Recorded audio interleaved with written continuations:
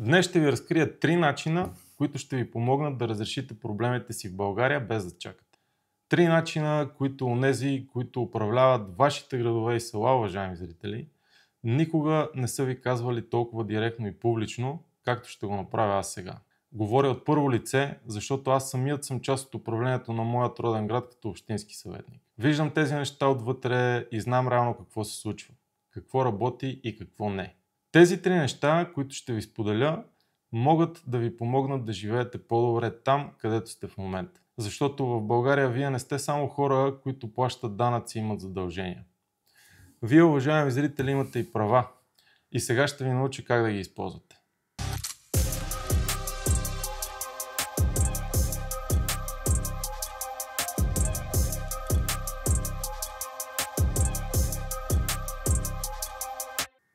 Задавали ли сте си някога въпроса? Тия, които сме ги избрали да управляват нашите градове, села и държава, не знаят ли, че на моята улица, пред моя блок, в моя квартал или в моето село имаме тези и тези проблеми? Като започнем от малките, като дупките по улиците, разбитите тротуари, липсата на осветление, липсата на пейки пред блока, недостатъчните паркоместа в кварталите, липсата на детски площадки и детски градини във вашите села и градове, да стигнем и до големите проблеми, като например липсата на качествено здравеопазване или пък липсата на качествено образование и разбира се липсата на работни места, проблем от който страдат най-вече по-малките общини. Тези проблеми, уважаеми зрители, можем да ги изброяваме безкрайно, това е ясно, но едно е сигурно. Те затрудняват живота ни тук в България. И честно казано, преди да се ангажирам лично с политиката и да стана част от системата, често съм си задавал всички тези въпроси. Но сега, като общински съветник, разбрах, че има начин как тази ситуация да се промени. А задавали ли сте си въпроса, дали вие като граждани има какво да направите, за да ускорите процеса по разрешаването на тези проблеми? А не да чакате някой от управляващите да се сети евентуално, което в повечето случаи, както знаете, отнема години, че тези неща, които изборихме, може би са голям проблем за вас и те трябва да бъдат разрешени сега.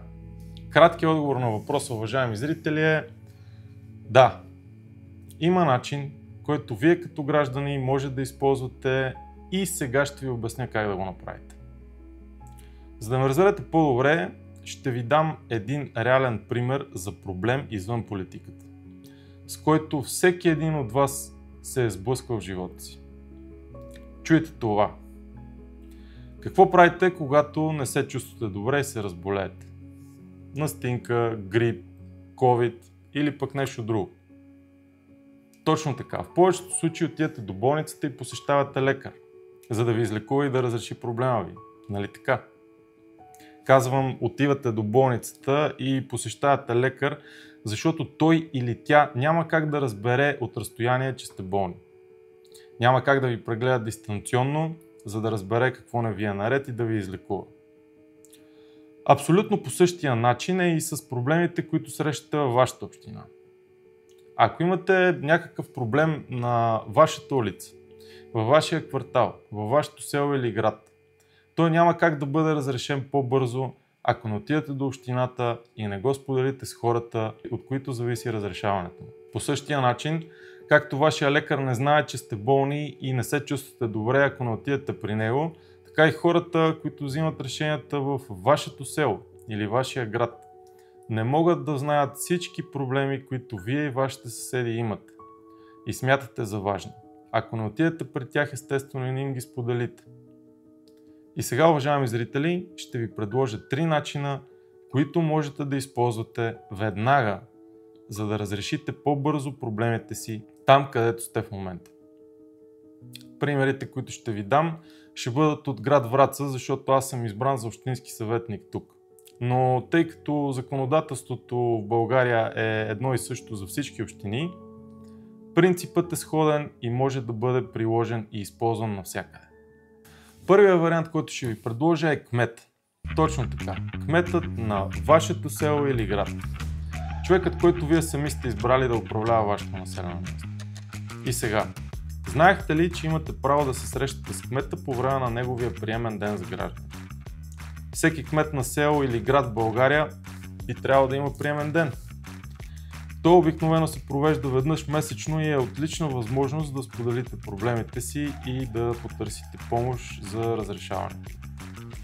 Кметът е човека, който след като ви изслуша, ще прецени към кой заместник кмет или служител в общината да прехвърли въпроса, в зависимост естествено от неговото естество, и ще разпореди да бъдат предприяти всички необходими мерки и действия за разрешаването му. А ако проблемът не е в компетенциите на общинска администрация, защото може да се случи, кметът ще ви насочи към съответната институция, която може да ви помогне. И между другото, много важно, само да вметна, групите във Facebook от типа "Кажи на кмета" не са начина, по който вие да комуникирате с него, ако искате проблемите ви да се разрешават бързо.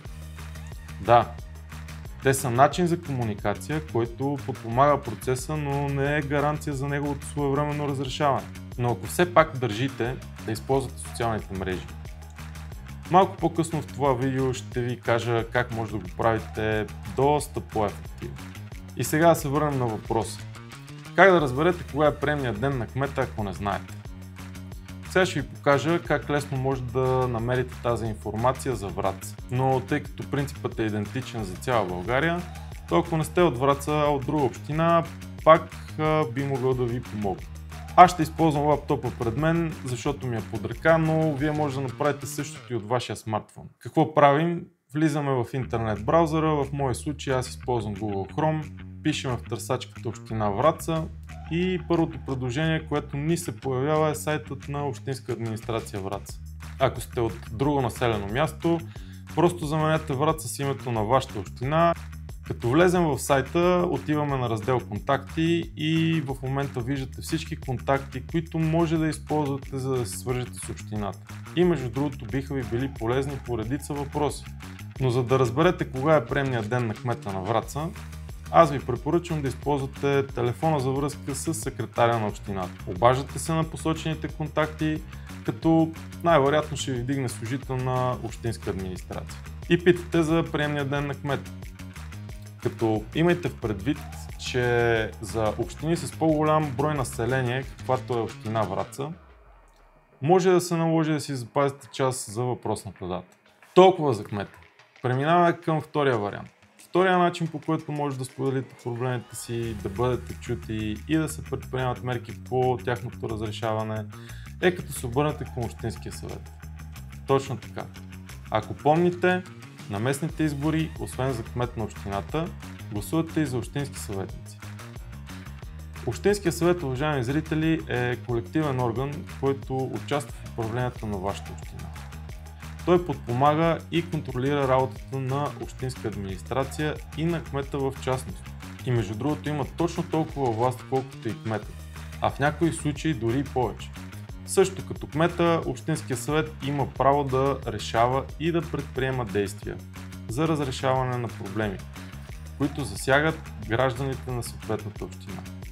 Стига обаче вие като такива да отидете до съвета, да изложите проблемите си или въпросите си пред него и да поискате решение. Сега, как може да го направите? Обикновено Общинския съвет събира един път в месец.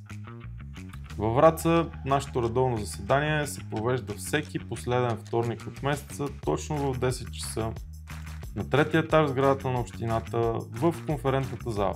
Както видяхте, информацията за редовните заседания на Общинския съвет може да намерите на веб страницата на общината. Редовните заседания по закон са открити, което означава, че те могат да бъдат посещавани свободно от граждани. И най-хубавото тук в случая е, че на всяко заседание в дневния ред, който разглеждаме, има точка "Питания на граждани", в която вие свободно можете да дойдете и да ни уведомите за проблемите си.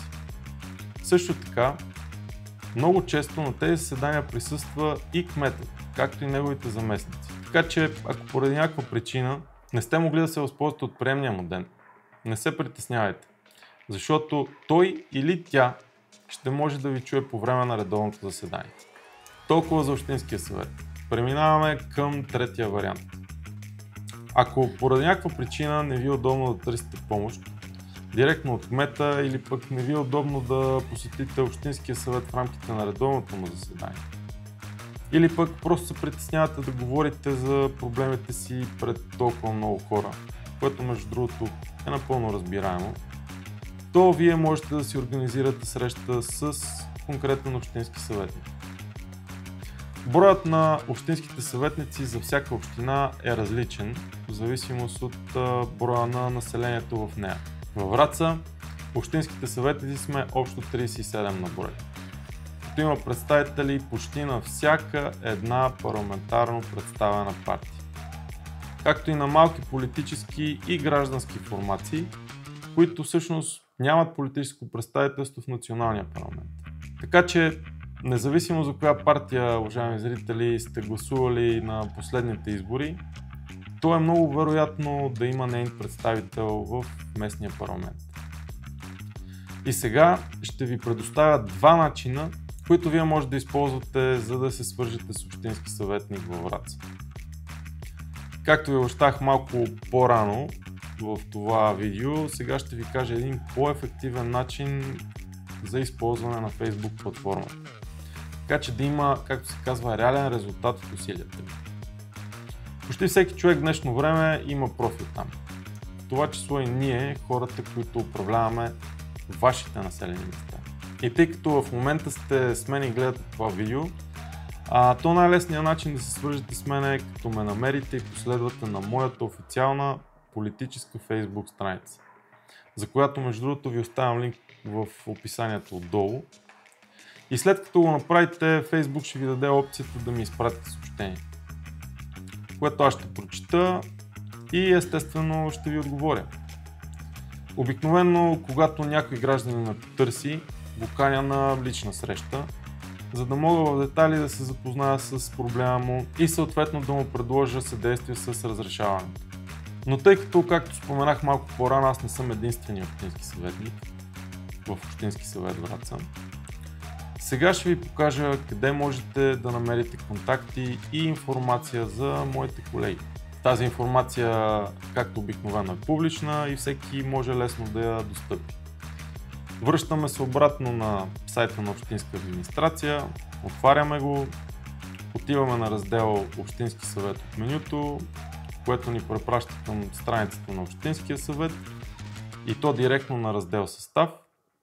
И тук, уважаеми зрители, може да видите всички хора, които сте избрали за съветници на последните местни избори и от които зависи разрешаването на вашите проблеми. Най-вероятно повечето от вас вече сте ги виждали, познавате някой от тях, но дори да не познавате, градът е малък и познавате някой, който ги познава. Но ако все пак нямате никакви контакти, то можете да отидете до общината, като на третия етаж, в стая номер 80, може да намерите нашия технически сътрудник, както и, разбира се, председателя на Общинския съвет, които ще ви помогнат да се свържете с нас. И сега сигурно се питате защо правя всичко това. Защото, уважаеми зрители, преди да започнем да се делим на партии, на леви и десни, на изток и запад, на евроатлантици, националисти, русофили и какво ли още не е в търсене на по-добрата формула за живот в България, ние трябва да върнем нормалността в общуването между гражданите, институциите и техните политически представители. Много е важно да разберете, че гражданите сте много важна част от управлението на вашето село, на вашия град и нашата държава, дори и след изборния ден. И така, на финала на това видео искам да завърша със следното, уважаеми зрители.